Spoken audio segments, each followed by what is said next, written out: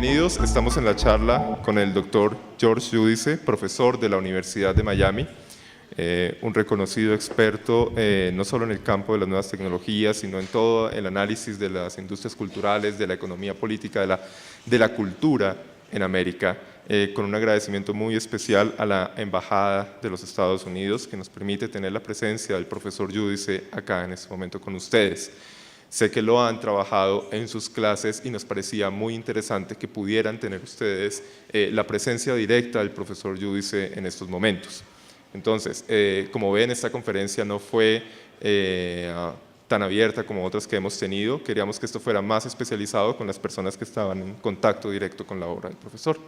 Entonces, bienvenidos a este evento. Profesor Giudice, muchas gracias por acompañarnos.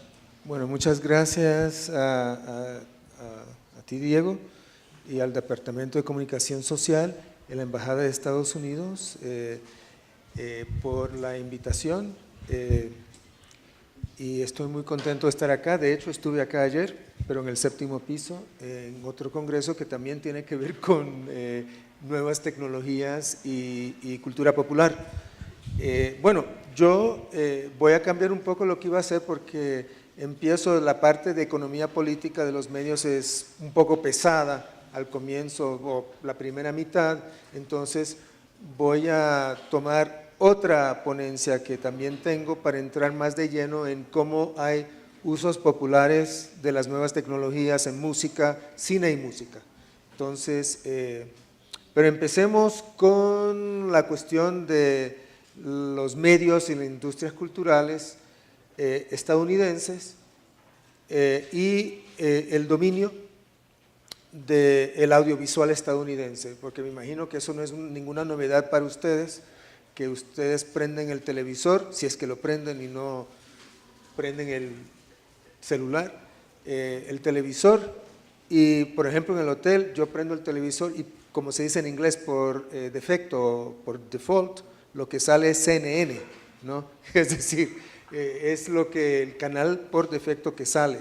Entonces hay razones estructurales por las cuales los medios estadounidenses dominan en bueno, sobre todo en las Américas. Entonces, empecemos. En el año 1965, en una serie de trabajos que se les pide a los distintos países que expliquen su política cultural, Estados Unidos dice, nosotros no tenemos política cultural, es decir, no había en ese momento ninguna institución que representara la política cultural de Estados Unidos, no había ministerio, todavía no hay ministerio o Secretaría de Política Cultural. Pero, no obstante, a pesar de decir que no hay política cultural, desde el inicio de los medios, Estados Unidos ha tenido maneras de promover los medios estadounidenses, no solo en Estados Unidos, sino en todo el mundo, en Europa, en América Latina, en Asia, etcétera, ¿no? Y a través, uno podría decir que en parte, si hay política cultural de Estados Unidos, ha pasado por las instituciones de comercio externo, ¿no? Sobre todo para los medios. Entonces, miremos un poquito, voy a cortar esta parte que es la parte de economía política, a veces es la menos interesante para jóvenes. Al final bueno, políticas culturales comerciales han existido desde los comienzos, ¿no? de los medios en Estados Unidos, y al final de los 40 Estados Unidos pone el cine a través del GATT, no sé si saben, es el Acuerdo General de Comercio y Aranceles, ¿no? General Agreement in Trade and Tariffs. En los 60 incluye la televisión en el GATT. Estados Unidos no entiende en ese momento en las cuestiones de comercio el audiovisual como cultura. ¿Okay? Otros países, es decir, lo que entiende Estados Unidos por audiovisual es un producto que es comerciable y por lo tanto no debería ser protegido por las regulaciones comerciales. En Europa, Francia sobre todo, insiste en que el audiovisual es cultura, ¿no? Y que es algo importante para la identidad nacional francesa. Y muchos otros países también tienen ese punto de vista, y que ha sido un punto de conflicto entre Estados Unidos y otros países en relación al comercio. En los 90, el audiovisual se entiende como servicio, y el comercio de servicios se fundó para abarcar, inter alia, la producción y distribución cinematográfica, televisiva y publicitaria, además de otros servicios electrónicos y tecnológicos desarrollados en Estados Unidos.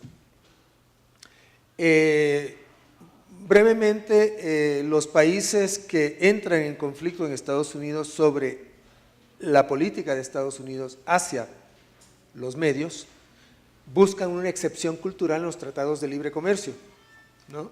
Es decir, que se exima a la cultura de entrar de abrir totalmente la cultura al comercio, ¿no? Ya que la cultura como si fuera la seguridad nacional, todo el mundo sabe que en cuestiones de seguridad nacional no hay libre comercio. Entonces se equiparaba, Francia, Canadá y algunos otros países equiparaban la cultura como una defensa de lo nacional. Y en la ronda uruguaya del GATT, del 86 al 93, Estados Unidos busca excluir la protección estatal de la cultura electrónica. Si Estados Unidos busca abrir, ¿no?, liberalizar el comercio. Europa busca excluir a la cultura, definida como bien de importancia nacional, como la seguridad o el medio ambiente, del comercio internacional. Uno tampoco abre la protección del medio ambiente al comercio, ¿no? Y Estados Unidos procura reemplazar la cultura de las sociedades nacionales por una sociedad global de la supuesta eficacia en cuestiones tecnológicas. Y hay todo un proceso de procesamientos a través de la Organización Mundial de Comercio, que se funda en el 95 y que sustituye al GATT, al Acuerdo General de Comercio y Aranceles. La OMC facilita que las empresas multinacionales se valgan de los servicios diplomáticos para promover sus intereses comerciales. Esa es parte de la estrategia de la creación de la OMC. En el 97, por ejemplo, se procesa la versión canadiense de Sports Illustrated por infracción del principio de nación favorecida. ¿Qué es eso? Es decir, que en el comercio cualquier producto producido en otra nación se trate como si fuera de la misma nación o de nación favorecida en el otro país, ¿no? Y el hecho de que Sports Illustrated tuviera subsidios de Canadá, el hecho de que la versión canadiense de Sports Illustrated fuera subsidiada por el Estado canadiense, provocó que Estados Unidos procesara en la OMC a Sports Illustrated. Estados Unidos busca proteger sus industrias culturales bajo el título de propiedad intelectual. Es en este momento, en los 90, o en la ronda del Uruguay, en que la cuestión de propiedad intelectual se hace de mayor importancia en los acuerdos de comercio, ¿no? Y es lógico, porque es el momento en que están surgiendo nuevas tecnologías, y no solo las nuevas tecnologías, sino el uso, los contenidos que circulan por esas nuevas tecnologías, que son absolutamente fáciles de copiar, ¿no? Eso empieza con el cassette. Entonces, las empresas culturales se quejan de que todo el mundo esté copiando y buscan fortalecer el régimen de propiedad intelectual, que también en esta ronda de Uruguay, ya con se va fortaleciendo este régimen jurídico, ¿no? Y además que protege a los servicios también. Y es importante también aclarar que Estados Unidos empieza a ver los servicios y las nuevas tecnologías como servicio, no como necesariamente un bien. Alejarse de la idea de que es un bien protegible, y más bien como un servicio que se puede comerciar. Y en el 98, Estados Unidos procesa a Grecia ante la OMC por permitir la retransmisión de programas sin tomar en cuenta los derechos de propiedad intelectual. y para ver hasta qué punto la cuestión de propiedad intelectual y hasta qué punto es la Oficina de Comercio que toma la delantera en política cultural de Estados Unidos. En el 2003, Jack Valenti, presidente de la Motion Picture Association of America, amenaza al presidente mexicano Vicente Fox por ponerle impuesto de $1. En ese momento había 11 pesos al dólar, entonces $1, que serían, qué sé yo, 9, 8 centavos, al boleto de entrada al cine para promover el cine mexicano, ¿no? Entonces lo que exigió Jack Valenti es que si se impone ese fondo, esos fondos, esos recursos también puedan servir para cineastas de otros países, ¿no? Entonces Fox no le puso el impuesto a esto. Y vale decir que Jack Valenti empezó en la Oficina de Comercio bajo el régimen de la presidencia de Johnson en los años 60. En el año 66 empezó Jack Valenti. Bueno, ¿en qué entorno se da este protagonismo de lo cultural, ¿no? ¿Cuál es el contexto económico, social y político? Y cómo es que se busca proteger el comercio. Entonces, esto se da justamente en los años 80, con la crisis económica, las políticas de ajuste estructural, nueva división del trabajo internacional, ¿no? Y las políticas de ajuste son de desregulación para eliminar esas barreras, ¿no?, en el comercio, para desregular, privatizar, porque los estados, desde la óptica, llamémosla neoliberal, son demasiado grandes y no obstaculizan el comercio y el crecimiento económico. La monetarización y los cortes de presupuesto son las políticas de ajuste estructural. Y se busca en ese momento, con nuevas tecnologías, promover la producción flexible, innovación tecnológica y sustitución de la mano de obra. Claro, si uno puede abaratar la obra, uno puede tener mayores ganancias. Y ahí empieza a haber maquilas, primero en cuestiones de ropa, luego en cuestiones de tecnología, por la producción de televisores en el norte de México, automóviles por doquier, ¿no? Y se va internacionalizando la producción. Por eso se llama la nueva división del trabajo, ¿verdad? Porque todo el mundo sabe hoy en día, es normal, ustedes que, me imagino, nacieron hace 18 o 20 años, no recordarán el momento en que cuando algo llevaba la etiqueta hecho en Estados Unidos, Made in USA, hace 50 años, se hacía en USA, ¿no? Hace 30 años, hace 25 años, ya empezó, como cuando uno ve, si es que dice Made in USA, ha sido el algodón ha sido cultivado en una parte, ha sido convertido en tela en otra parte, ha sido cortado, diseñado en otra parte, ha sido ensamblado en una maquila en otra parte, y luego se le pone la marca de Yves Saint Laurent o lo que sea, y se vende por doquier, ¿no? Entonces, la idea de que un producto sea original de una nación, eso ya no existe, ¿no? Inclusive en América Latina.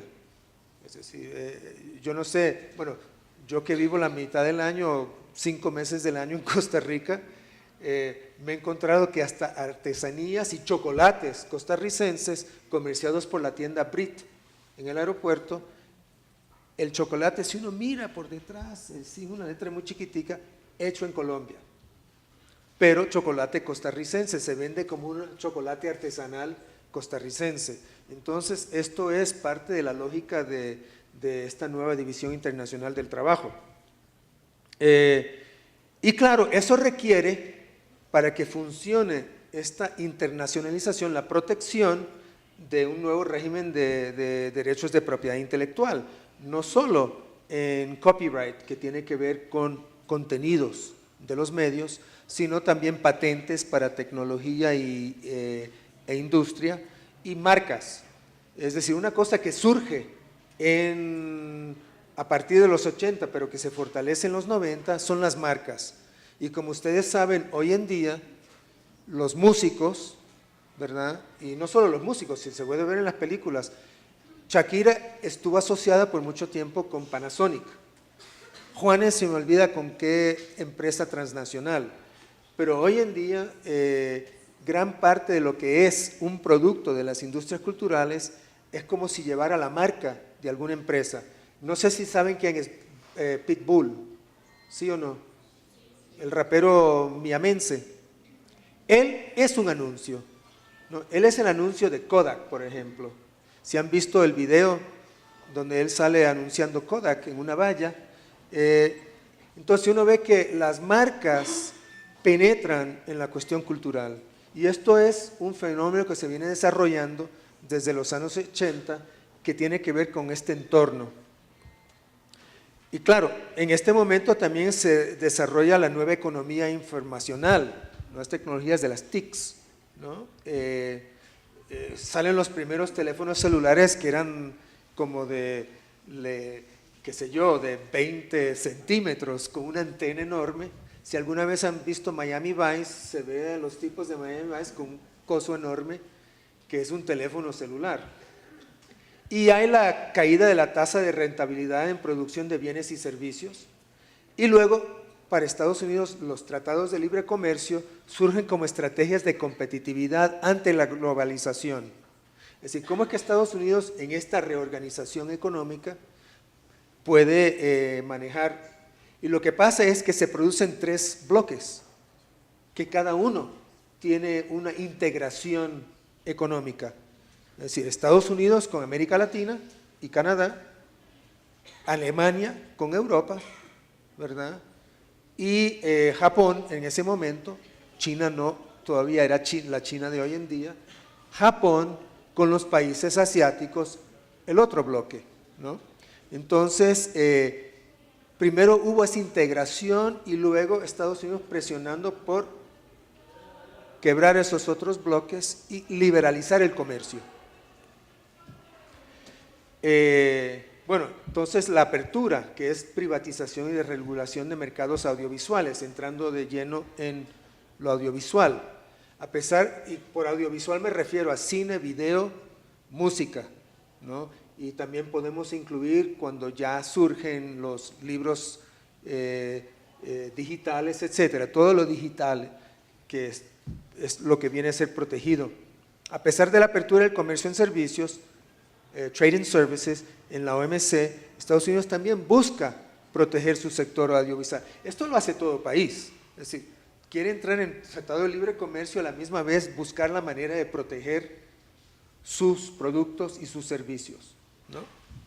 El GATS, que es el Tratado de Servicios 2000, busca liberalizar bienes y servicios a fin de afianzar mundialmente la privatización y la desregulación y poner un freno a los controles democráticos sobre las empresas.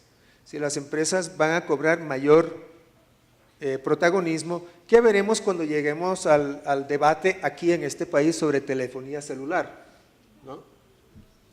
Y los bienes virtuales constituyen una cuestión primordial cuando se subsumen los servicios audiovisuales en conceptos tales como comercio electrónico, información y entretenimiento. Los Estados Unidos coloca a la Unión Europea en su lista de Priority Watch List, es decir, lista interna de prioridades de vigilancia, a fin de aplicar sanciones. Y ya he hablado de la nueva división del trabajo, ¿no?, que puedo saltar, y claro, con un colega acuñamos la nueva división internacional del trabajo cultural, porque de la misma manera que la camiseta, cuyo algodón se cultiva en un país, que se teje en otro, que se corta en otro, se diseña en otro, así se hacen las películas también, pero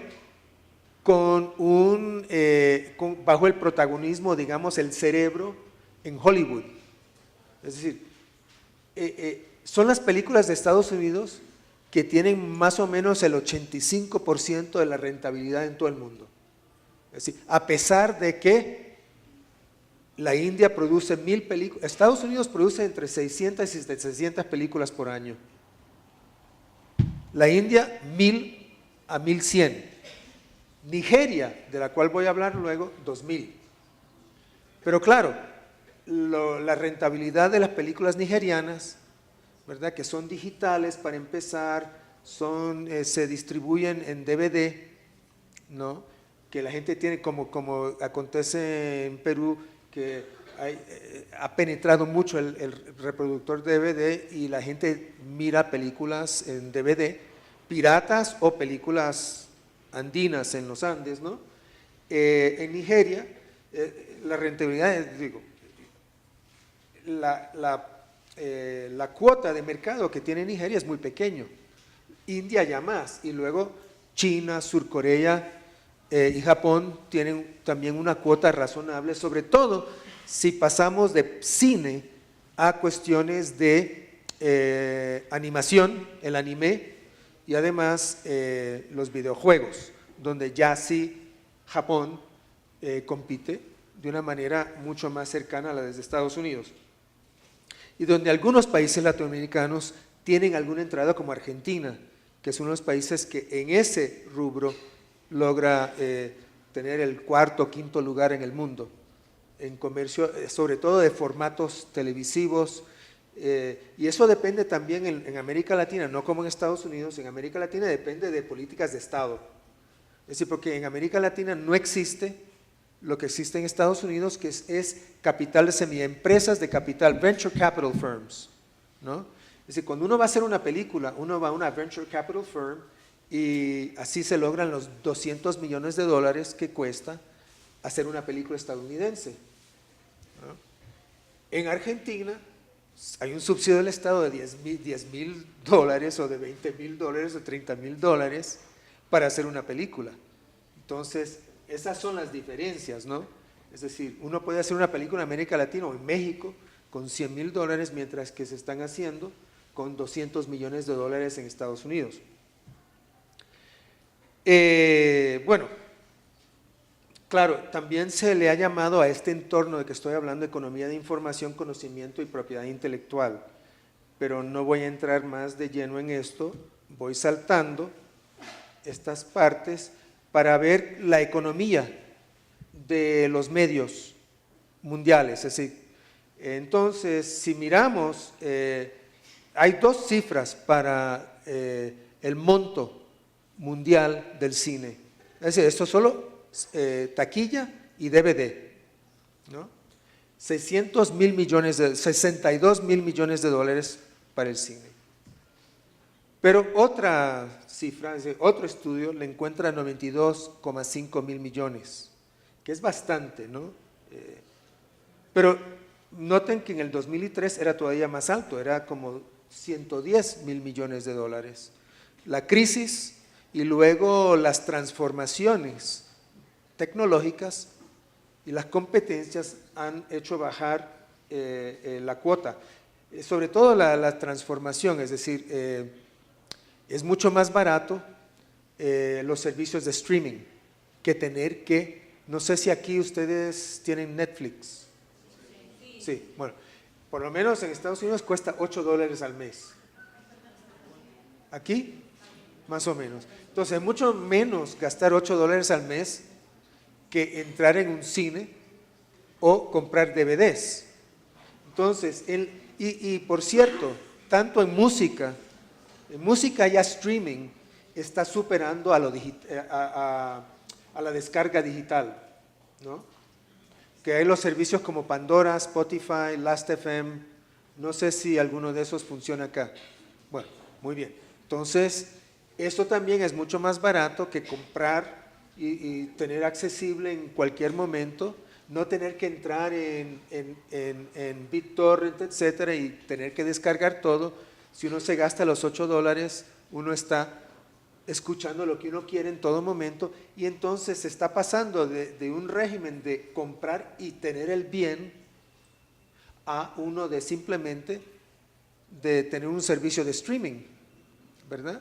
Entonces uno ya no tiene que almacenar todos esos MP3 y MP4, ¿no? Y como vemos, en cuanto a publicidad en televisión, se facturaron 250 mil millones de dólares mundialmente, ¿no? Con la mayoría de la televisión siendo estadounidense. Ingresos de videojuegos, 68 mil millones, ¿no? Que también es bastante, como parecido a la del cine. Algo nuevo, es decir, desde el año 2000, la creación de aplicaciones, ¿no? Ahí van otros 20 mil millones mundialmente, para el iPhone, para el Galaxy y los otros teléfonos inteligentes. Y aquí tenemos una suma de todos los ingresos para el año 2012, ¿no? Que son 1.602.000 millones de dólares. ¿Qué representa eso? ¿Tienen alguna idea? ¿Cuánto es el PIB de Colombia? ¿Quién sabe? ¿Qué creen ustedes? ¿Cuánto toda la producción económica de Colombia resulta en cuánto al año? 328. Es decir que la producción de entretenimiento y medios produce 5 veces más globalmente que la economía total de Colombia. Es para darles una idea del tamaño de lo que son los medios, ¿no? Estamos hablando de un sector enormísimo.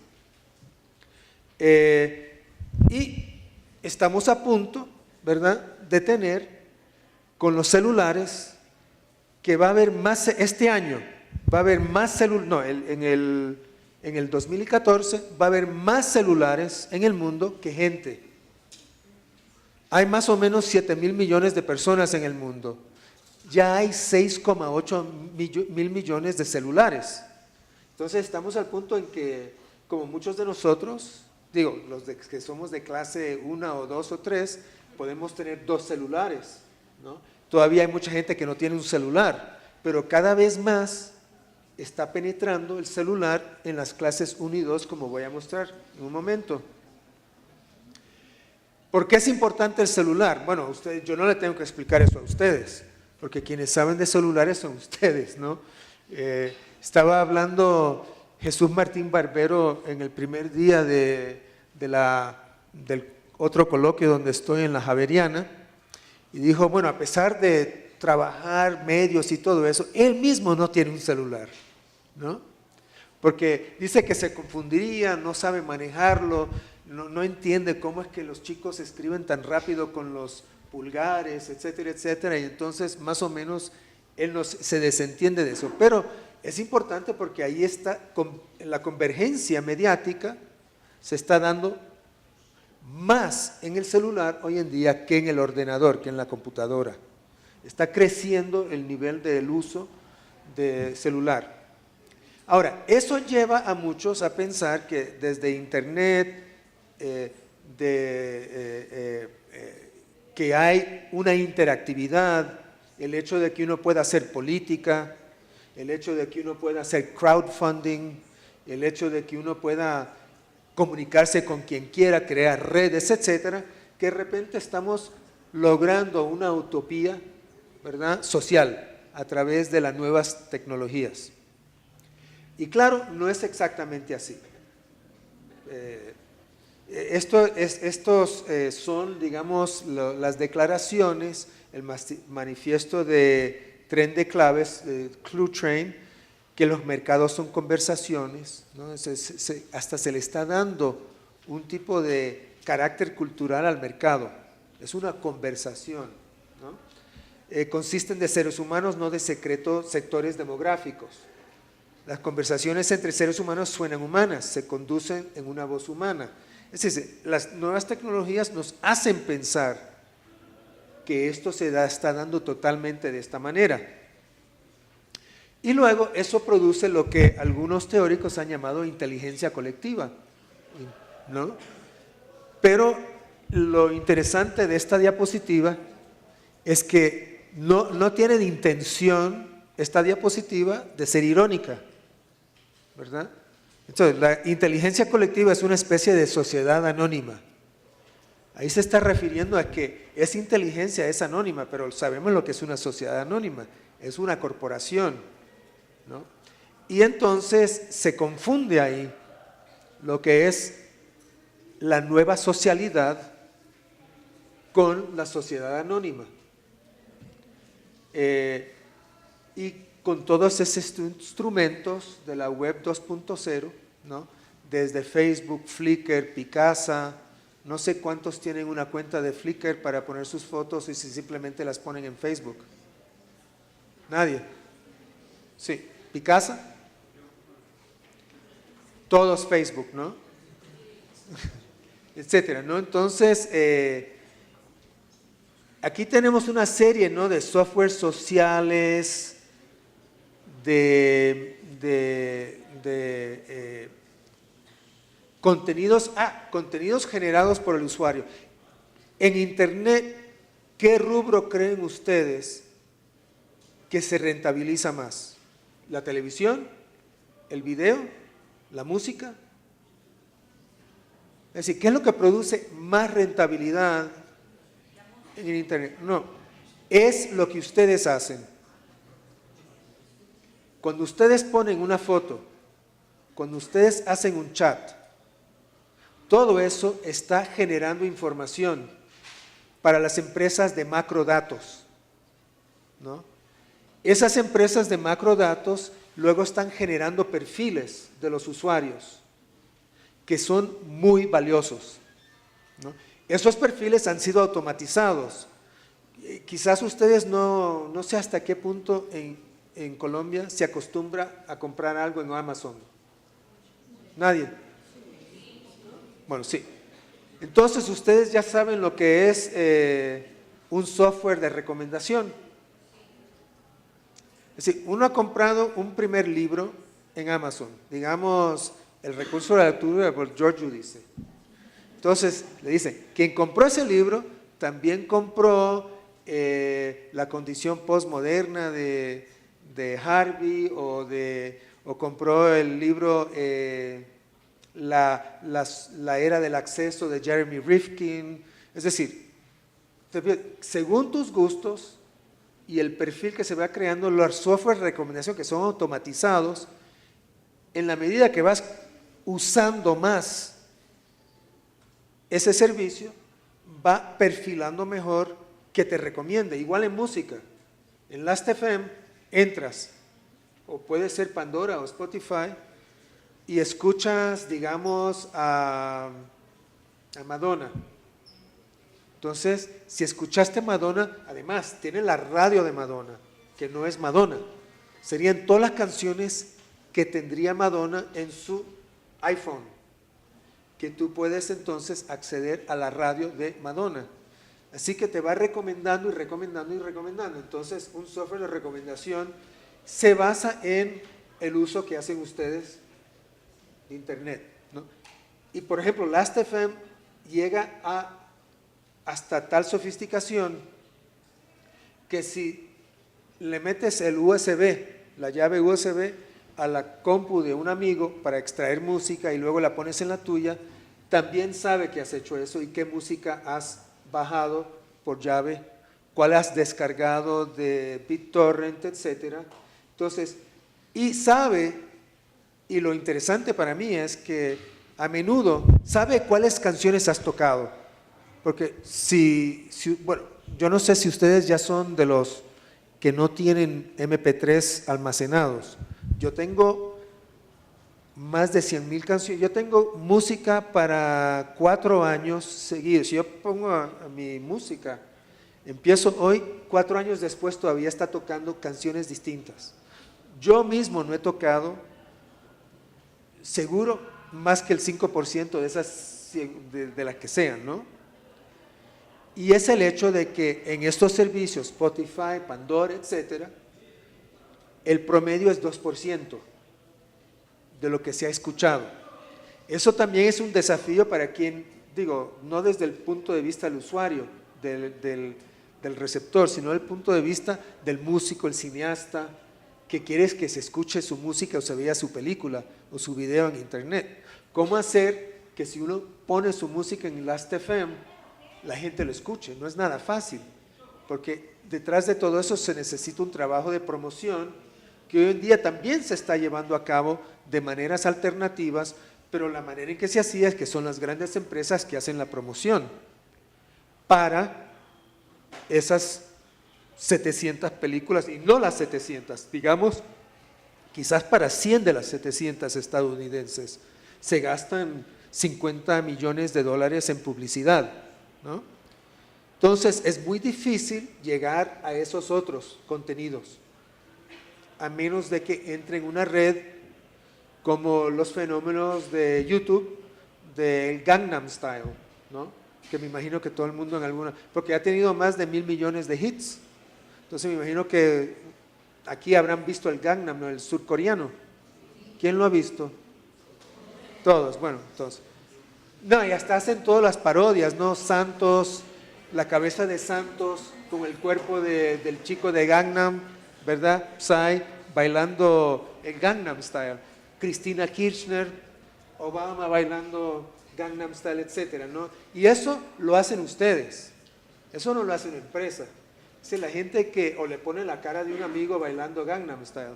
Entonces, cuando ustedes hacen eso, ustedes están comunicando información valiosa para las empresas que recogen macrodatos y los procesan y saben cómo uno usa Internet. Pero estamos en realidad en un mundo en que operamos libremente, nos estamos emancipando con los nuevos medios. Bueno, no tanto. Pasemos a ver cómo se han integrado. Es decir, la cara de la convergencia de que para Henry Jenkins, que mostré acá, ¿verdad? Henry Jenkins, ¿lo han leído? Es un tipo de comunicación muy interesante. Ahora tiene un libro que se llama Spreadability, ¿verdad? Diseminabilidad, pongámosle al título, que es muy interesante porque estos medios de los que estamos hablando, su lógica está en la diseminabilidad, ¿no? Como Facebook y los otros medios. Pero para él esto se convierte como en una utopía de la cultura participativa. Pero también la cara de la convergencia también es Televisa en relación con Telmex, ¿verdad? Con Microsoft. Este es solo del 2007. Esto ha crecido, la relación, es decir, la integración vertical y horizontal de Televisa con otras grandes empresas, con Sky, que es de comunicación satelital, ¿no? y de cable y satélite, radio, televisión, televisión en Estados Unidos, tanto Univisión como Cisneros, periódicos que también entran, música, la música Televisa, EMI. Entonces, si estamos hablando de convergencia, veremos que podríamos decir lo mismo de Clarín en Argentina, un organigrama muy parecido, o del Grupo Abril o de Globo en Brasil, y así por delante. Entonces, no solo estamos hablando de empresas estadounidenses, de hecho, Sky, EMI, Warner, que están aquí, lo que vemos es que la misma división internacional del trabajo cultural, de la producción cultural, se da en esta convergencia. Entonces, esa camiseta, cuyo algodón fue cultivado en una parte, tejida en otro, se da lo mismo en las empresas, ¿no? En estos grandes holdings que vemos, que son, ¿no? Como The Fly. Ustedes recuerdan la película La Mosca, que el remake, ¿no?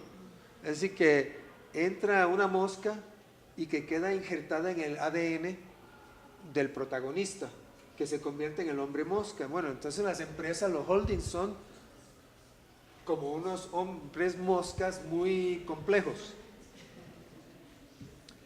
Bueno, y entonces llegamos a Colombia, ¿verdad? Que en este momento se está librando una batalla por el espectro, por el 4G,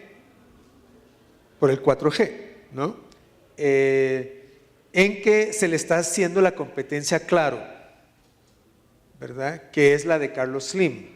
Bueno, yo no tengo que explicar esto porque eso sin duda lo saben por la calidad de servicio de sus celulares. ¿Cuántas personas tienen Claro? Casi todo el mundo. Bueno, Claro, según las cifras que muestran en este estudio, tiene el 62% de cuota de mercado, ¿verdad? Y entonces la subasta es para ver si le hacen la competencia Movistar y las otras empresas que Tigo, Azteca. No, pero Azteca también se está uniendo con Televisa. Esa Televisa. Ustedes saben que en México Televisa y Azteca son rivales, pero en ciertos sectores se alían. Y para entrar en Colombia, hacerle la competencia a Slim, Televisa y Azteca se están aliando, ¿verdad? Entonces, es así como funciona este mundo de las multinacionales.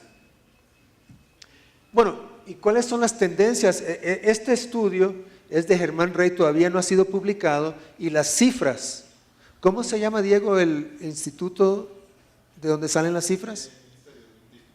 ¿El ministerio?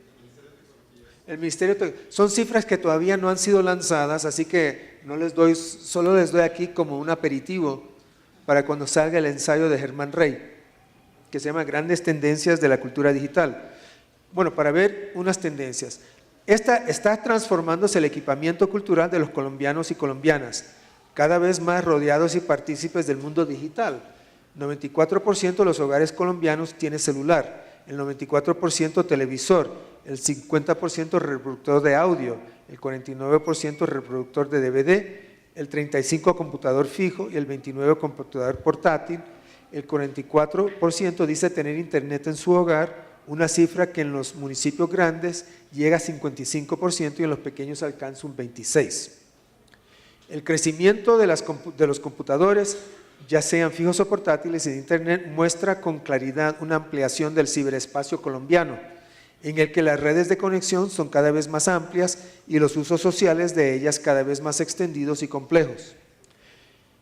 Y le doy otros datos para finalizar no quiero revelar mucho del ensayo de Rey.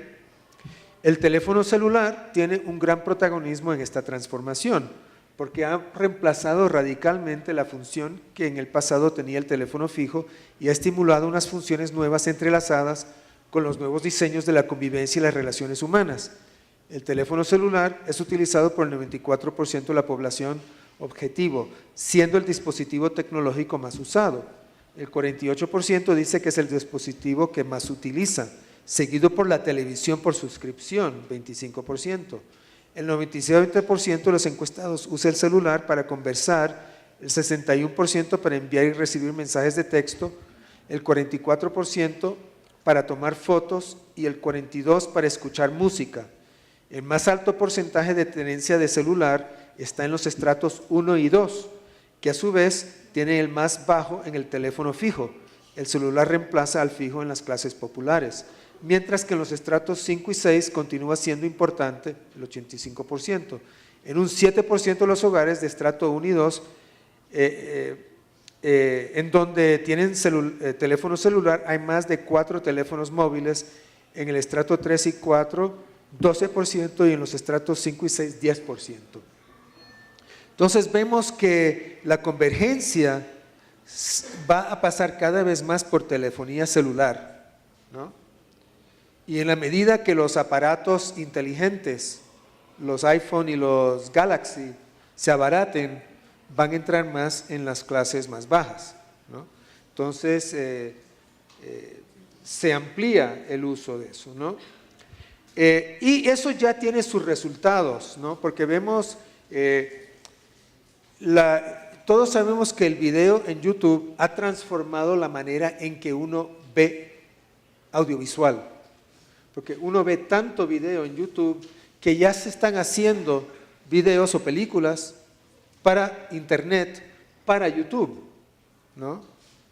No solo que se pasen las películas ya hechas a YouTube, sino que también se están haciendo muchas películas de baja calidad técnica para YouTube. Inclusive hay festival, bueno, esto deben saberlo ustedes, festivales de cine hecho con celular, ¿no? Y aquí tenemos bueno, ustedes no sé si conocen el proyecto Mejoda en Cali, que trabaja con tecnologías digitales para la incorporación de jóvenes afro en proyectos audiovisuales, ¿no? Y esto se está dando en toda América Latina, ¿no? Yo trabajo eso mucho en el Brasil y estoy ampliándome un poco al Perú y lo he visto en Colombia, pero no he trabajado el caso de Colombia. Pero creo que se llama María José Román, que creo que es de la Javeriana o de acá, de una de las dos universidades, que ha trabajado, tiene un ensayo, creo que es María José Román, sobre Mejoda, ¿no? Y el uso del audiovisual digital entre los jóvenes de esta, si es de la Javeriana. Y empezamos a tener usos que tratan de captar. Este Overmundo es una plataforma creada por un productor de música y de televisión, un antropólogo. Es decir, aquí entonces empezamos a ver que quien estudia nuevos medios con jóvenes ya no es un académico disciplinario, es un académico no solo interdisciplinario, es decir, que trabaja sociología, comunicación y arte, o cine, o arquitectura, sino que además muchos tienen un pie dentro de la academia y otro pie fuera, ¿no? Que el mismo director de Ático, que es un académico que trabaja con cuestiones de fuera, ha sido periodista, etcétera, Germán Rey, que investiga, está dirigiendo Ático. Entonces, cada vez más vemos interdisciplinariedad y interinstitucionalidad o como sector social, ¿no? Intersectorialidad. Entonces, hermano Viana se llama, después de hacer un largo viaje por el Brasil como productor de música, conociendo músicas populares, ¿verdad? Como la música popular en Colombia es tan rica como la de, en Brasil es tan rica como la de Colombia. Es decir, hay muchas músicas que varían según región. Entonces, pero en la radio, en Brasil, solo se conocía la música de Bahía, de Río de Janeiro, de Sao Paulo, de esas regiones, era la música que se conocía. Entonces, este antropólogo productor sale a lo largo de un año, visita 82 ciudades a lo largo de más de 80,000 kilómetros y graba horas y horas y horas y horas, centenares de horas de música, y crea una caja de 4 CDs que llama Proyecto Música Brasil. Pero se da cuenta que ese proyecto de 4 CDs no da cuenta de la enorme variedad de la música brasileña, y entonces creó una plataforma anterior a Facebook. Entonces sus ingenieros tuvieron que crear todas las tecnologías sociales, porque tenía como Facebook intercambio, etcétera. Pero esta es una plataforma donde gente de todo el Brasil sube los contenidos y hay gente y empiezan a comentarlo, como uno ve en los blogs y etcétera, ¿no? Entonces hay blogs asociados con Overmundo, además de un observatorio que va monitoreando, entendiendo cómo funcionan las culturas populares de todo el Brasil, ¿no? Entonces, no voy a entrar, bueno, ya estoy diciendo lo que sobre Overmundo, ¿no? Y este es el proyecto Música del Brasil, que creó hermano Viana, que es de Río de Janeiro. Y él, junto con alguien y esto es lo interesante, de la facultad de la Fundación Getúlio Vargas, de la Facultad de Derecho, especialista en propiedad intelectual, hace un estudio de algunas músicas que conoce hermano Viana en su recorrido. Una de ellas siendo el tecnobrega. ¿Quién sabe qué es el tecnobrega? Nadie. Bueno, es una música que él llamó música paralela, por la idea de economía paralela. La economía paralela es una economía informal, como de los ambulantes, ¿no? Entonces, es música y también hay audiovisual que no opera con las grandes empresas que distribuyen música, ni tampoco con subsidio del Estado. Son actores populares mismos que han creado un enorme negocio. Y para mostrarles algo de eso, paso al otro PowerPoint, que tiene que ver justamente con este tipo de producción. Bueno, tiene leyendas en español, digo subtítulos, que está en portugués, pero este es el tecnobrega. Brega, como van a escuchar, quiere decir cursi, y es que las clases populares mismas, por canciones románticas cursis, que las pusieron a electro, a tecno, ¿no? Es una música análoga a la champeta, pero con otros géneros, ¿verdad?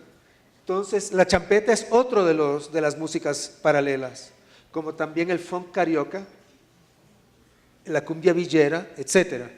Entonces, aquí vamos a ver, y que esto también, hay un video de 1 hora que está en internet que se llama Good Copy, Bad Copy, buena copia, mala copia, que tiene que ver con hasta qué punto entra o no el derecho de propiedad intelectual en el uso que están haciendo las clases populares de las nuevas tecnologías. Y por eso es que Ronaldo Lemos, el de la Facultad de Derecho, formó parte de este estudio de estos negocios abiertos de culturas paralelas. Entonces vamos a escuchar un poco y vamos a ver a Ronaldo Lemos. Gaby Amarantos, una de las estrellas del tecnobrega, que además se ve el kitsch de la vestimenta, pero es algo que asumen, es decir, ellos mismos gozan del kitsch. Pues vamos a ver si funciona el sonido.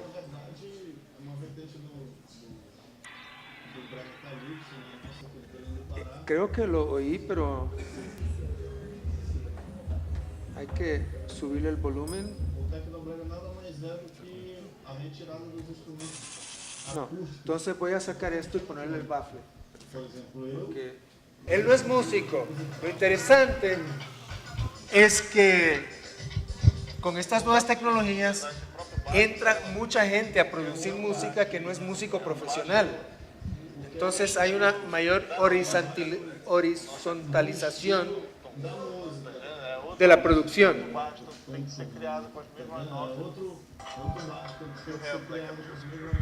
Ustedes, ¿quiénes de ustedes componen música con el computador? ¿Que hacen mashups o algo así? Nadie. De fotos o de audiovisual, le ponen la cabeza de alguien a un video, ¿no? No son más. ¿Cuántos de ustedes están en producción de comunicación? No solo de estudio de comunicación, sino produciendo algo. Todos, bueno. Bueno, ahí está hablando. Le voy explicando. Lo que va a mostrar aquí es que el tecnobrega funciona un poco como la champeta con los picó, ¿verdad? Entonces, el sistema es que el músico no gana dinero produciendo CDs. No hay propiedad intelectual. El músico produce, el picó lo disemina, y si la música gusta, lo invitan a los shows. Y ahí es donde gana dinero. El CD funciona como publicidad para el músico. Y lo interesante es que los piratas son los que se han convertido en los comercializadores de CDs, porque ellos los reproducen. Y en estos conciertos Este es un dueño de un picó. Y él va explicando cómo es que funciona el sistema, ¿no? Que promueven a los artistas. No se trata como en la industria hegemónica de vender millones de copias de CD, sino de entrar en los shows. Los derechos de autor no tienen lugar en esta producción. Entonces es una producción que surge al margen, es una producción millonaria. El Tecnobrega en Brasil genera 600 millones de reales, 300 millones de dólares al año. Por contraste con Sony BMG, que solo lanzó 52 músicas en el 2007, el Tecnobrega lanzó 400 CD. Esta es la comparación de Nollywood, el cine nigeriano, cómo funciona por contraste con el cine estadounidense. El cine estadounidense tiene grandes estudios, ¿verdad? Y son grandes productores y distribuidores de Universal, Sony, como por ejemplo. Tiene muchos productores independientes, pero como ya sabemos, hay empresas de capital semilla. Tiene un marco de ingresos bien definido que consiste en exhibición nacional e internacional, video domiciliario, TV paga y TV abierta. Los estudios de las majors inician y financian junto con capital semilla. La producción tiene producciones independientes y financiamiento vía acciones de las empresas de capital semilla. Hay preventas, hay préstamos, los bancos hacen préstamos. Para que una película tenga 200 millones de dólares para hacerla, también se necesitan préstamos, ¿no? Y la reducción del riesgo, ¿no? El riesgo, si uno invierte 200 millones de dólares para hacer una película, uno quiere por lo menos tener una ganancia de 50 millones, o si no es una enorme pérdida, pasar 2 años para comerciar una película y no ganar nada, lo cual pasa con alguna frecuencia, que hay películas que cuestan 200 millones de dólares y no recuperan los 200 millones, eso pasa. Por eso es que buscan reducir el riesgo. ¿Y quiénes saben cómo se reduce el riesgo en una película de esa cantidad de dinero? Bueno, el sistema de estrella. Una película con Angelina Jolie pre-cirugía, o con George Clooney, o con Brad Pitt, es una película que hasta cierto punto reduce el riesgo, porque la gente va a ver películas de las grandes estrellas, ¿no? Es igual la lógica de la música. Reducir el riesgo es que Sony tenga a Shakira, que sabe que Shakira o Alejandro Sanz o músicos internacionales van a vender millones de CD. Aún en la época, aún hoy en día, ¿verdad?, en que está cayendo la venta de CDs. Más razón para que las grandes empresas solo promuevan a las Shakiras del mundo, ¿no? Entonces, una cosa es el sistema de estrellas, ¿no? Y hay otras, seguro de errores, hay las empresas de seguros. Bueno, el cine nigeriano no tiene nada de eso, ¿no? No hay grandes estudios para la producción, son producciones caseras, como la que vimos del productor de música que está creando el Tecnobrega en su propia casa, ¿verdad? Igual, los grandes distribuidores, los mercadotécnicos operan una red semiformal al por mayor, como el video andino. Se vende además en lugares de piratería. El gran número de cineastas independientes son independientes e individuales, no vinculados con ninguna empresa. El marco de ingresos depende casi totalmente de ventas para video domiciliar en el caso nigeriano, con entrada cada vez más en televisión.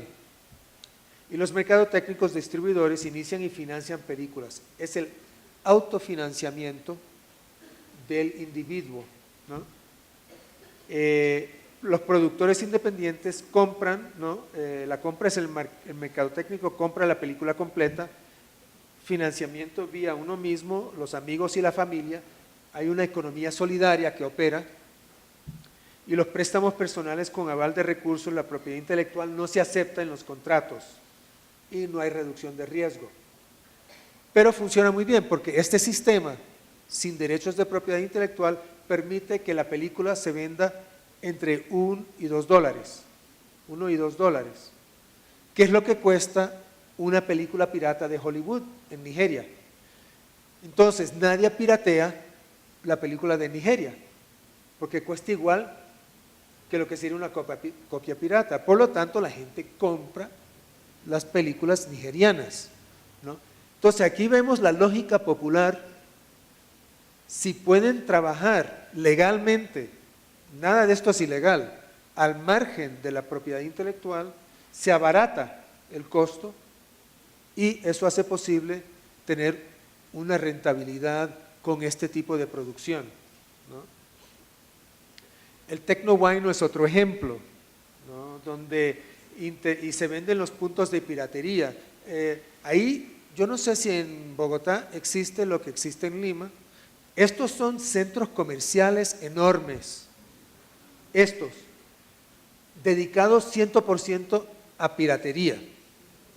Y es donde se instalan los productores de música y de video en estos lugares. ¿Por qué? Bueno, porque la gente va a comprar. Sí, uno no va, es decir, en Lima, solo el 2% de la venta de música y audiovisual es formal, ¿no? Eso quiere decir que todo el mundo, solo la clase 1 va a una tienda de discos a comprar CDs. Es decir, todo el resto del mundo va a Polvos Azules, Mesa Redonda o El Hueco. Y lo interesante en estos contextos, todo esto varía de región en región, de país en país. Lo que no se veía en televisión en Perú, lo que no se veía en Brasil, la cultura de las clases populares, no de lo que el Estado-Nación clasificó de folclore popular, sino de lo que las clases populares mismas hacen, sea quicho o no. Ellos mismos se graban con sus costumbres, su vestimenta, etcétera, ¿no? Que es lo que vemos aquí, si es que se viera, pero no se ve muy bien. Y aquí tenemos un ejemplo de Dina Paucar, que es la diosa del huayno, del tecno-huayno. ¿Han oído de Dina Paucar? Ella se hizo tan famosa como cantante que hasta se creó una miniserie televisiva en base a ella. Es decir, que en cierto momento la televisora que solo pasa televisión de Estados Unidos, en cierto momento dice, bueno, aquí tenemos un fenómeno multitudinario, hay que llevarla a la televisión, y se llevó a la televisión. Aquí está, para que oigan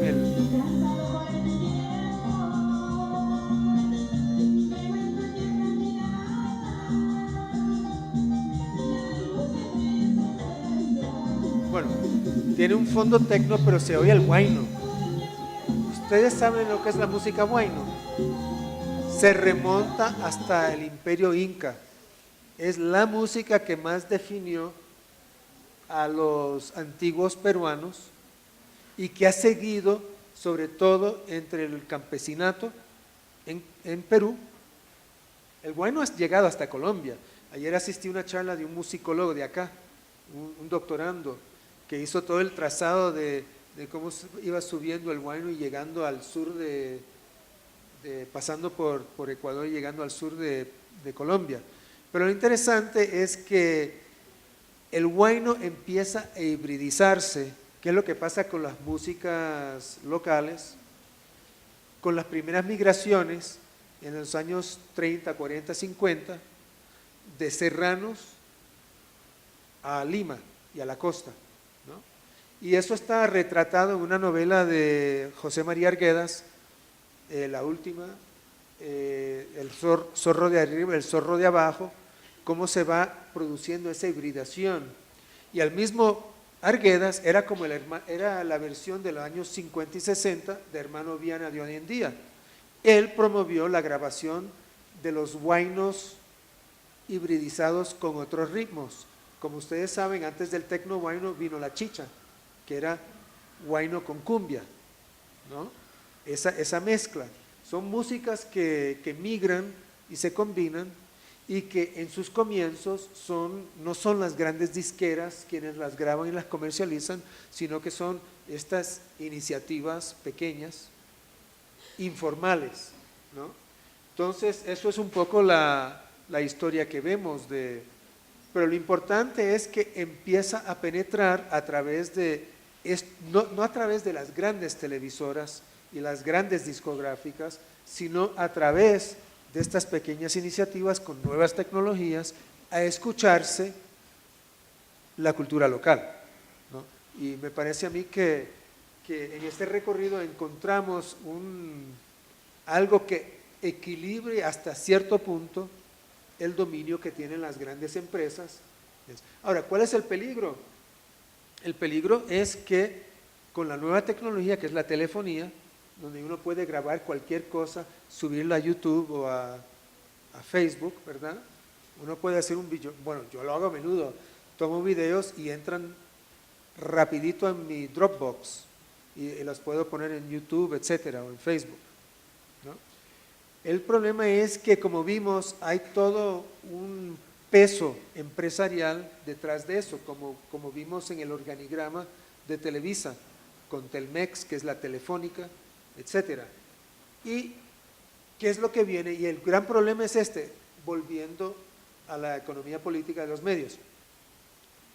Cuando se firmaron los tratados de libre comercio, se abandonó la excepción cultural y Chile fue el primer país de América Latina que negoció una reserva cultural. ¿Saben lo que es una reserva? Bueno, ya expliqué lo que era una excepción cultural. Una excepción cultural quiere decir que yo pueda subsidiar, digo, que yo no, que Chile pueda subsidiar, que Colombia pueda subsidiar su industria de música, su industria de cine, y no ser procesada en la OMC, si es que Colombia y Chile tienen TLC con Estados Unidos. Bueno, Estados Unidos empezó a aceptar lo que se llama una reserva, es decir, todas las leyes que tengan protegiendo música o audiovisual o libro, lo que sea, en Colombia, en Chile, en Costa Rica, en Brasil, etcétera, está bien. Estados Unidos acepta eso.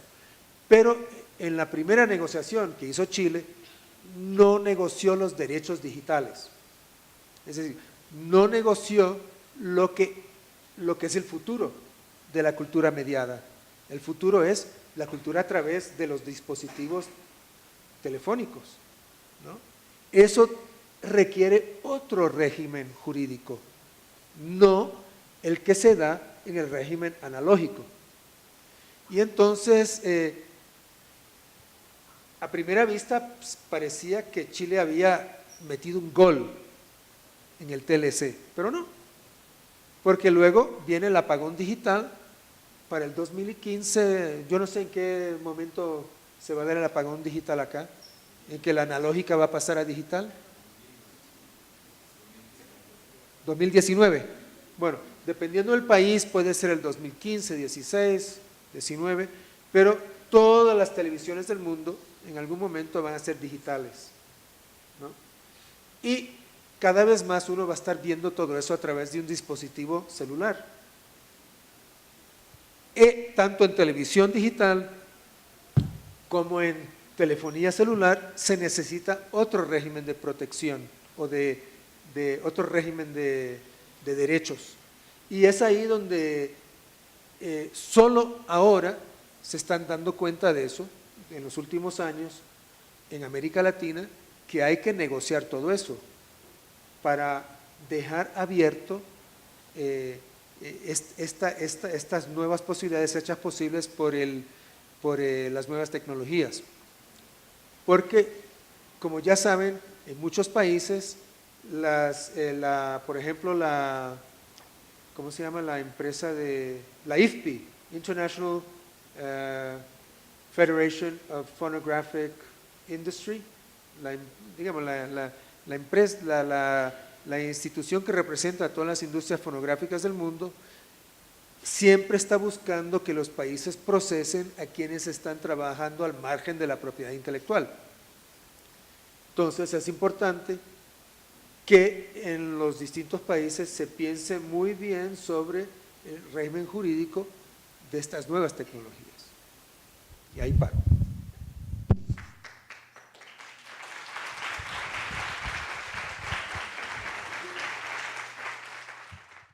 La pregunta que quiero hacer es más que nada hacia la música. Pues quisiera saber cómo, digamos, nos ha perdido el valor de la música con todo el streaming y el share que se da con YouTube y esas aplicaciones que hoy en día encontramos en los iPhones y en todo ese tipo de dispositivos. Bueno, la música perdió bastante. En el 98 la música facturó casi 40.000 millones de dólares. Hoy en día está facturando 22, casi la mitad, ¿no? 98 a 15 años después, la mitad. Pero va subiendo, bueno, estuvo subiendo la descarga digital, todavía sube, pero ahora está subiendo el streaming. El problema ahí es que el streaming no genera tanto.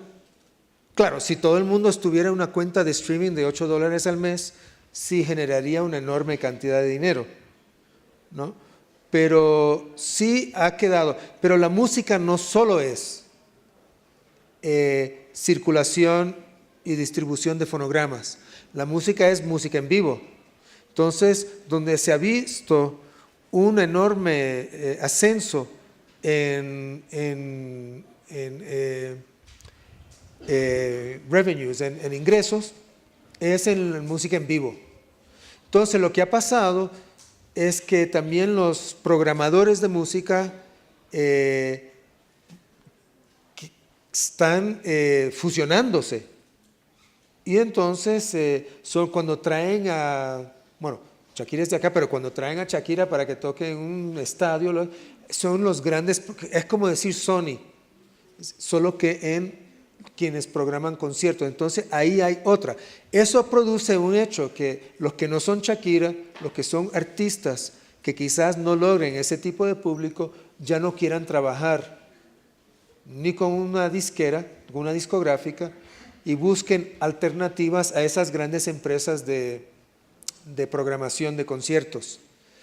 La música tiene gran rentabilidad también porque cada vez más se obliga que todos los negocios paguen por la música que tocan. Entonces, si Costa Rica en todos los restaurantes pagan derechos por tocar música en el restaurante, me imagino que eso debe estar pasando en Colombia, ¿o no? ¿Quién sabe? Sí. Entonces, nótense, hace 20 años ningún restaurante que pone música tenía que pagar por música. Hoy en día sí. La radio tiene que pagar todo tipo de derechos, ¿no? Los servicios como Facebook, que Google ha generado su plataforma de música, Facebook ha generado su plataforma de música, y aun cuando solo les llegue 1,05 centavo o menos por una música, una vez que se oye una música, cuando uno multiplica eso por millones y miles de millones, genera ingresos. Entonces, cuando uno va sumando toda la música que se usa en publicidad, en cine, ¿y saben dónde ha estado subiendo mucho el uso de la música? Además de radio, cine, restaurante, música en vivo. ¿Ninguno de ustedes juega videojuegos? ¿Nunca oyen música a través del videojuego? Toda esa música produce tanto como la venta de fonogramas. Entonces, se ha diversificado mucho los lugares donde hay ingreso de música, ¿no? Y ahí no solamente es una Sony o una Warner que está ganando música, sino son productores locales a menudo que trabajan con videojuegos para rentabilizar la música. Entonces hay muchas fuentes y si uno sumara lo que produce la música, entonces sería mucho más de los 40.000 millones del año 98, ¿no? Serían, qué sé yo, los 68 o lo que puse antes, ¿no? Ahí, sí.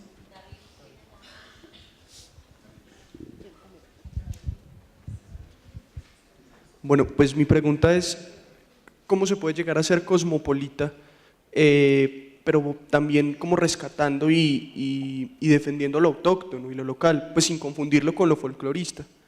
Sí, bueno, yo creo que esos ejemplos,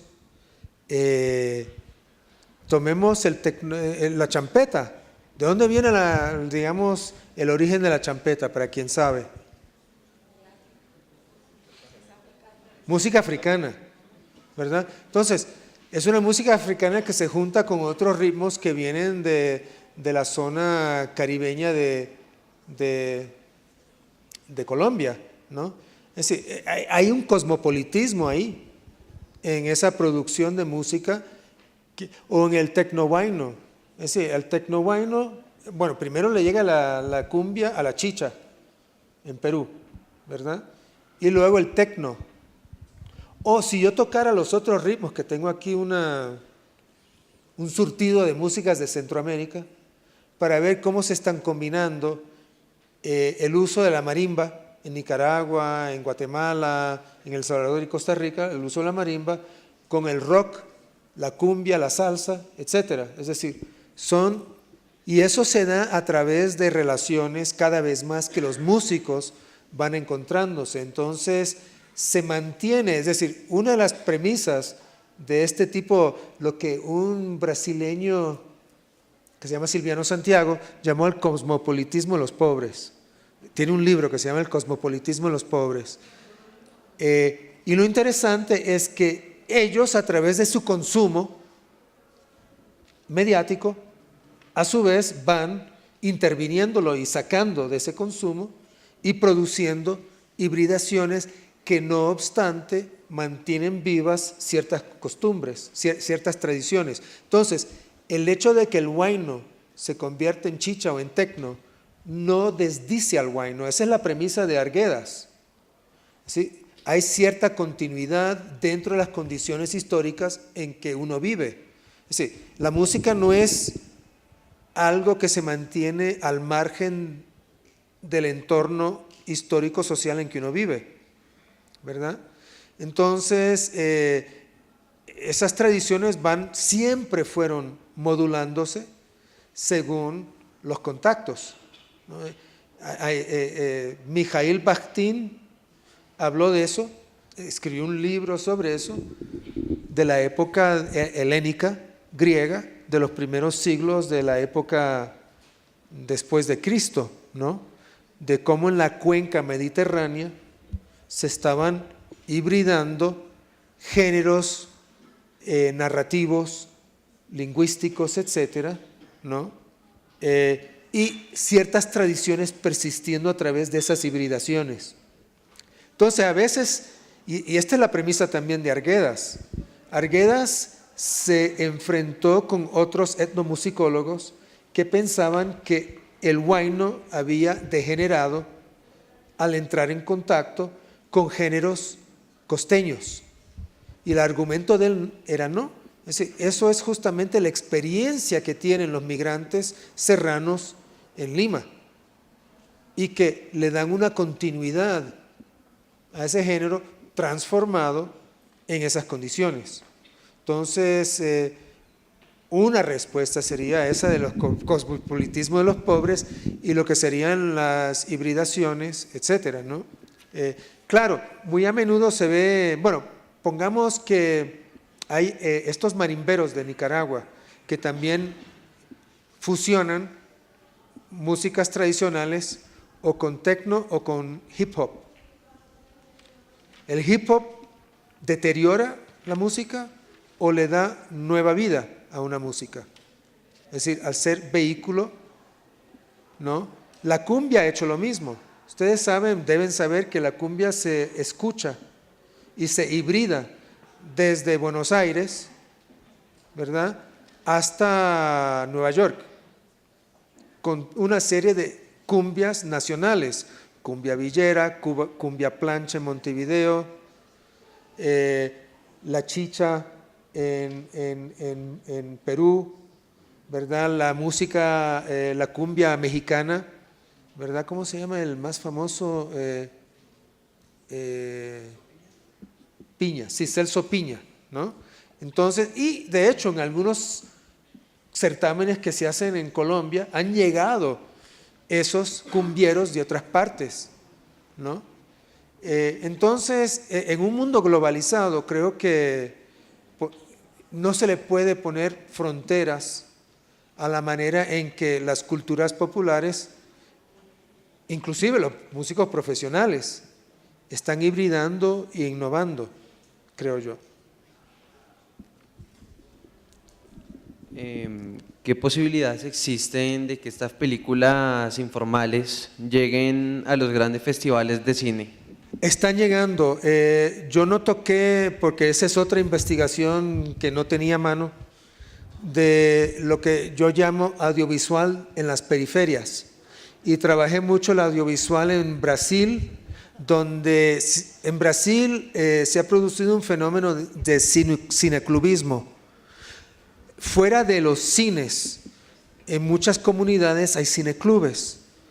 Los cineclubes están creando un nuevo tipo de cinefilia, ¿no? Es el término que se usa para cómo es que el espectador, qué valores adquiere a través de la expectación de cine, de audiovisual.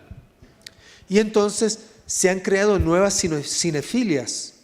También en Perú con el grupo Chasqui, en Ecuador con Ecuador Bajo Tierra, una serie de cineastas informales, pero que se consideran ellos profesionales de largometraje.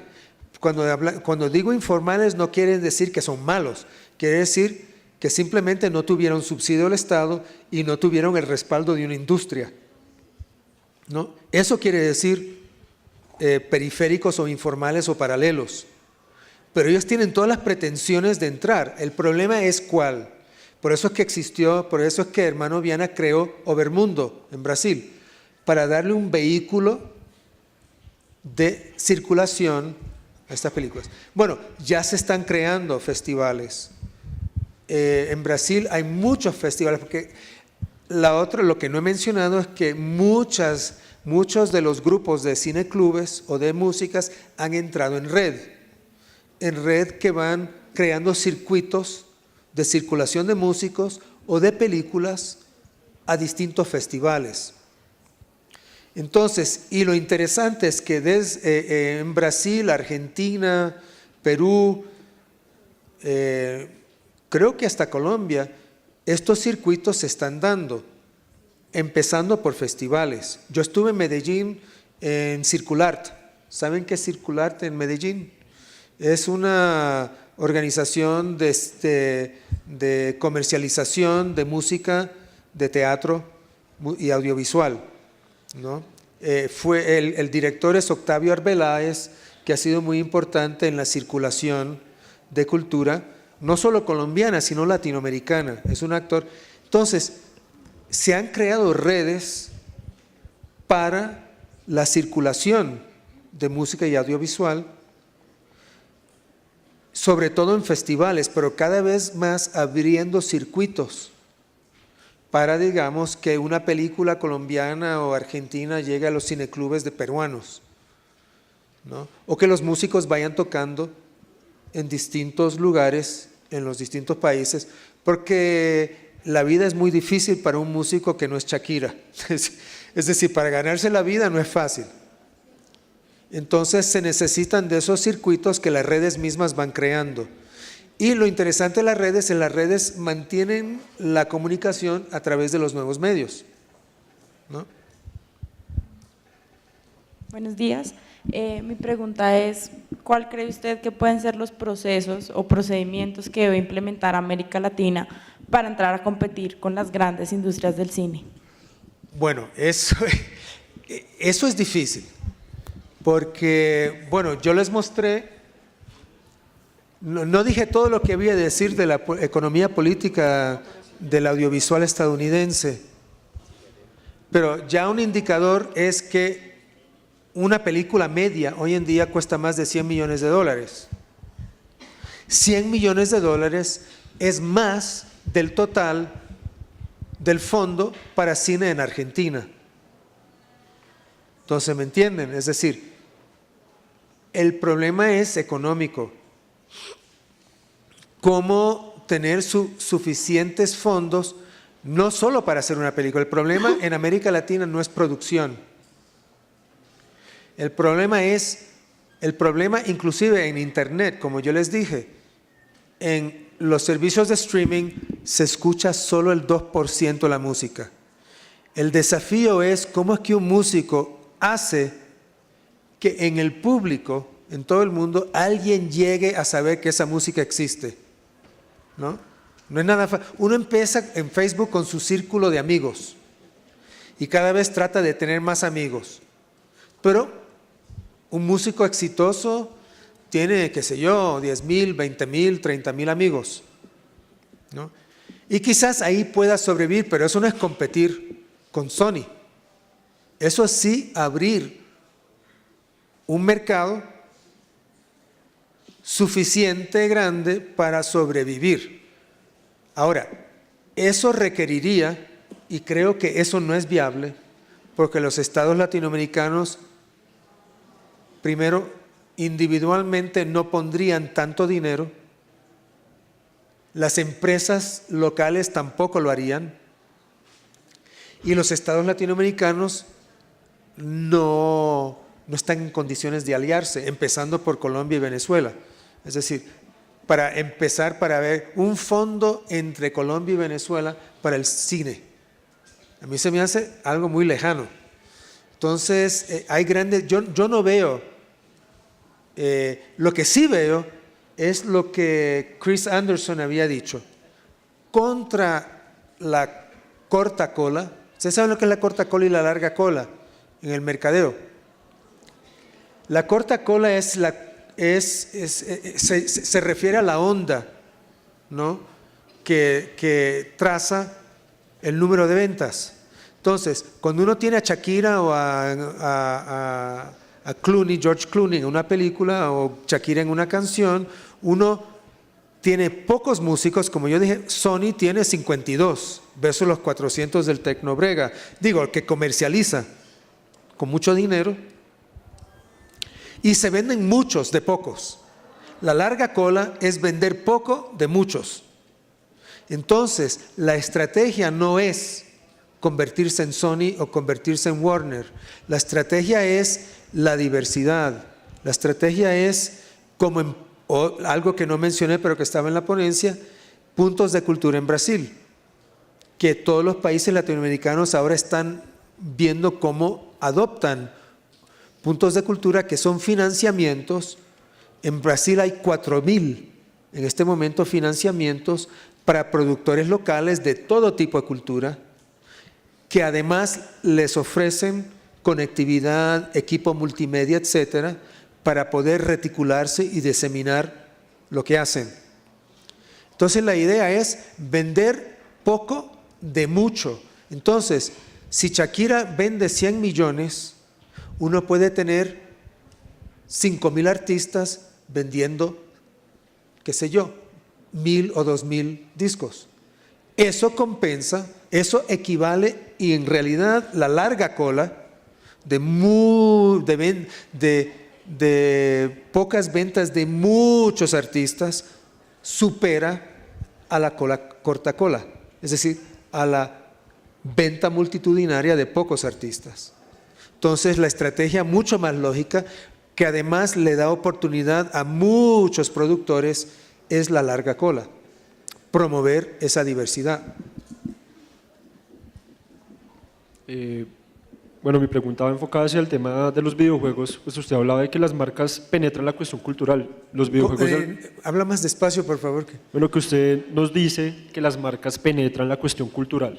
Entonces, pues también los videojuegos lo hacen de cierta forma, porque en el caso de Corea del Sur, pues un juego se convirtió en un deporte nacional, por ejemplo. Entonces, ¿cuál es el futuro de los videojuegos y de su penetración cultural, teniendo en cuenta que ahorita ya la industria de los videojuegos se está trasladando a producir juegos para los móviles, Sí. y para otro tipo de dispositivos? Bueno, yo creo que los videojuegos para los móviles, ahí solo con las cifras, ¿verdad? De la cantidad de móviles. Y no di las cifras de cómo va subiendo el número de móviles inteligentes. En la medida que vaya subiendo eso, y el diseño de videojuegos, y no solo eso, lo que te permite el videojuego, mucho más que una computadora, es que en todo momento estés en interacción, ¿verdad? Muchos de los nuevos videojuegos, los usuarios van creando nuevos personajes, es decir, se están creando nuevas posibilidades que luego rentabiliza quienes han creado los videojuegos. Entonces, hay una lógica. En las nuevas tecnologías, las empresas tienen que hacer que los usuarios inventen nuevas posibilidades y luego rentabilizar esas nuevas posibilidades. Y creo que eso es justamente lo que va a ocurrir con más frecuencia en videojuegos a través también de la facilidad de hacerlo con celular, ¿no? Por las cuestiones de la interacción en los videojuegos. Entonces yo veo más bien un crecimiento en los videojuegos, porque los jóvenes, yo le pregunté cuántos han jugado con videojuegos y casi todo el mundo, es decir, por contraste con mi generación que no había visto nunca un videojuego, hoy en día todo el mundo nace con un videojuego, ¿no? A los 3 o 4 años ya está con algo. Eso va a crecer exponencialmente en la medida en que las clases más bajas tengan acceso a tecnología, ¿no? Entonces yo veo un futuro muy bueno para los videojuegos. Pues teniendo en cuenta la cultura como un recurso para la producción de riqueza, yo me pregunto si habrá algún método, o bueno, ¿usted qué piensa? No, si no te hay estoy oyendo, debe ser, habla más alto. más, ok, que teniendo en cuenta la cultura como un recurso para la producción de riqueza, ¿será que hay algún método para separar la cultura del dinero? O sea, para que no estén ligadas o siempre tienen que estar ligadas una y otra. Mira, hay producción de cultura que no tiene que ver con el dinero. Por ejemplo, digamos que los músicos se reúnen en casa. Es decir, la experiencia de la música no necesariamente pasa por el dinero, pero en el momento que no es la casa y es el bar o un restaurante y hay música, ya entra el dinero. Y ya ha entrado dinero, es decir, el dinero nunca está ausente. Por ejemplo, para que el músico compre una guitarra, ya ha habido un dinero, una inversión. Si el músico ha tomado clases, ¿no? A veces los músicos son autodidactas, pero los que han tomado clases, también ahí. Es decir, eso forma parte, no lo dije, pero además de la música en streaming y todo eso, está la venta de instrumentos acústicos, la venta de instrumentos electrónicos, la venta de sintetizadores, la venta de softwares para música, y todo eso es parte de cómo uno hace música. Entonces, eso no quiere decir que la música que uno hace se haga para ganar dinero o que tenga una finalidad comercial, pero siempre hay dinero de por medio en la producción de música, como en la producción de teatro, como en la producción de cine, etcétera, ¿no? Pero hay contextos en que por lo menos en ese momento, en casa, en una fiesta o lo que sea, no es necesariamente algo rentable. Y hay, por ejemplo, una contradicción en lo que se podría llamar la música anarcopunk, ¿verdad? Volviendo a que no te contesté lo de las marcas, pero piensen en esto. Tengo una diapositiva que no se va a ver, pero vamos a ver si… Esta. Estos son los distintos tipos de música: música de arte, música de las grandes empresas, música independiente como el rock nacional independiente, el anarcopunk. El anarcopunk busca no integrarse socialmente, ni tampoco pertenecer a una gran empresa, ni menos tener una relación con el Estado. Ahora, vuélvanse a uno de las estrellas del punk, Sid Vicious. ¿Ustedes se imaginan a Sid Vicious vendiendo jabón o vendiendo Panasonic? Jamás, ¿no? Es decir que ahí había una lógica, pero eso no quería decir que cuando tocaba él en un concierto no ganaba dinero.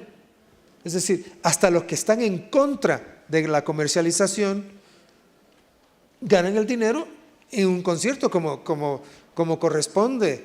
Es decir, un profesor también gana dinero. Es decir, el problema no es ese, el problema es qué tipo de entorno empresarial está promoviendo la actividad cultural. Entonces, por eso es que, digo, yo todavía pertenezco a una generación en que para mí me parece casi una perversión que el músico tenga que hacer su música a través de una marca, ¿no? Pero cada vez más los músicos que no tienen otra alternativa van a hacer la música bajo la marca tal o cual, ¿no? Por ejemplo, hay una comercialización totalmente alternativa en Costa Rica que luego salió en Starbucks. Hay un productor en estas redes de producción de música, a un ingeniero de sonido se le ocurre vender unas tarjetas, crea un estudio de sonido para grabar, comercializa a los músicos con una tarjeta y las músicas cuestan $2. Tienen un código para descargar en su sitio, se llama Automata Records. Uno entra, paga $2 por una tarjeta o por PayPal y uno descarga un álbum de 10 o más canciones por $2, ¿no? Eso permite que los músicos vayan vendiendo y él logra ganar $6,000, de los cuales el músico se queda con por lo menos la mitad, que no es el tipo de contrato que uno recibe de una discográfica. El músico se queda, cuando más, con 13% de la música, de la ganancia. Con él más de 50%, porque todo se comercializa de esa manera. Pero eso no es lo mismo. Ahora, él mismo le está poniendo los códigos, no solo en tarjetas que se venden en conciertos, en restaurantes, en librerías, sino en camisetas que tienen la imagen de los músicos, en patinetas. ¿Por qué? Porque los jóvenes andan en patinetas, entonces compran la patineta tal, tiene el código del álbum del músico tal, y entonces uno descarga la música también. Y ahí eso es un valor añadido para la patineta y viceversa, ¿no? Entonces, ¿es una perversión eso o no? A mí me parece que es una innovación interesante que ha encontrado una manera de darle una salida a sus músicos, a los músicos que trabajan con él, ¿no? Entonces, depende. Para mí Pitbull es simplemente un comerciante.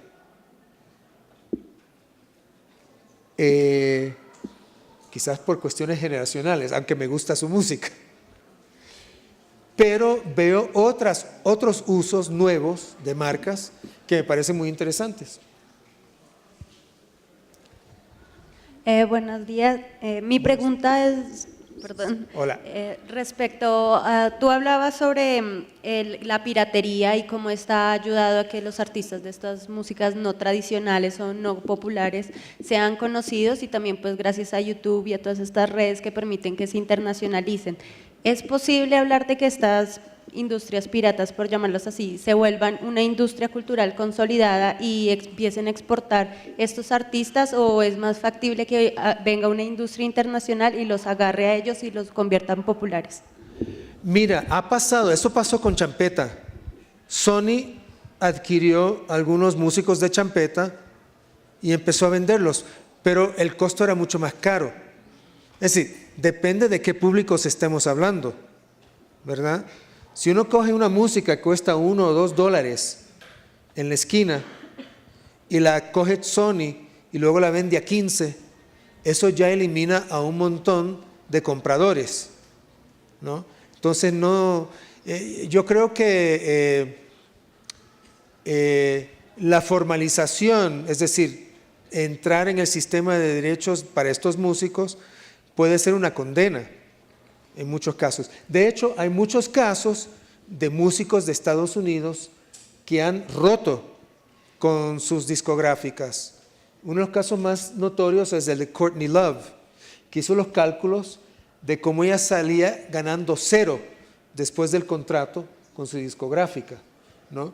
Por la manera en que se le daba un adelanto, pero luego se gastaba todo, con la producción del video y una serie de cosas, todo el adelanto de la ganancia que tenían que devolverle una cantidad enorme a la discográfica. Entonces, no era muy rentable. Entonces, muchos músicos están buscando alternativas, a pesar de lo cual, y lo vemos los que estamos en la red que tenemos en Centroamérica, se llama Hecho en Centroamérica, que todavía hay muchos músicos que aspiran a tener contrato con Sony o Warner, ¿verdad?, para luego ser lanzados globalmente.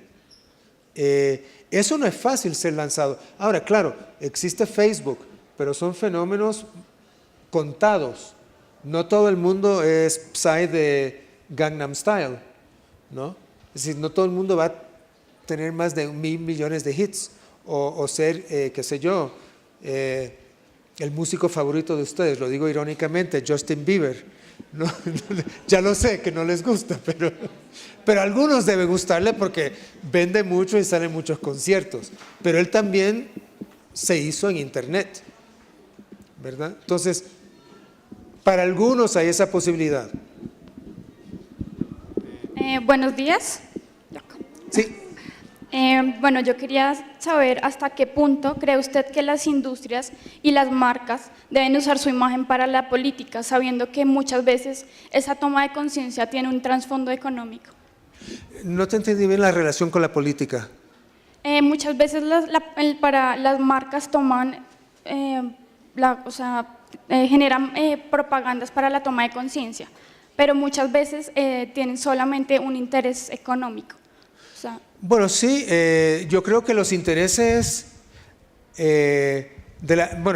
mire, en cuestiones de marcas, el interés siempre es económico, ¿no? Es decir, por eso que las marcas están protegidas.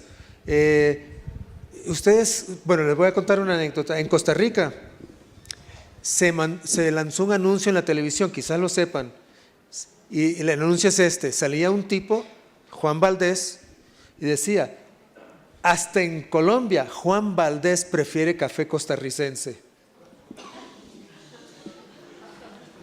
La empresa, la organización que representa a los cafetaleros colombianos procesó a la empresa que representa a los cafetaleros de Costa Rica en la OMC y ganó. Y tuvieron que quitar el anuncio y pagar penalidades por eso. Entonces, la marca es sagrada por el valor económico que tiene.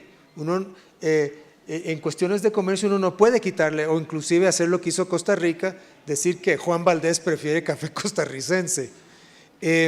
Entonces, pero hay marcas, en este momento se me olvida cuál, que tienen responsabilidad social empresarial, ¿no? Que prestan servicios de todo tipo, en muchos casos con jóvenes en riesgo, jóvenes que están con pandillas o narcotráfico, y hay marcas que hacen su responsabilidad empresarial con esos grupos. Pero el objetivo de cualquier marca es siempre la rentabilidad de la marca, ¿no? Por eso son protegidas. Ahora, no entendí la cuestión de la política, porque la política es como las marcas, la marca del partido, digamos, ¿no? El partido también es sponsor de conciertos, no los partidos, los políticos. Entonces los políticos también funcionan como las marcas, solo que el interés no es rentabilidad económica, sino es rentabilidad política, ¿no? Cuando un partido o un político es sponsor de pone una banda. Yo no sé hasta qué punto, porque también eso pasa por democratización, ¿verdad? El Rock al Parque y no sé cuántas cosas que tenía un respaldo del municipio. Bueno, Ya. listo. Muchas gracias por la asistencia.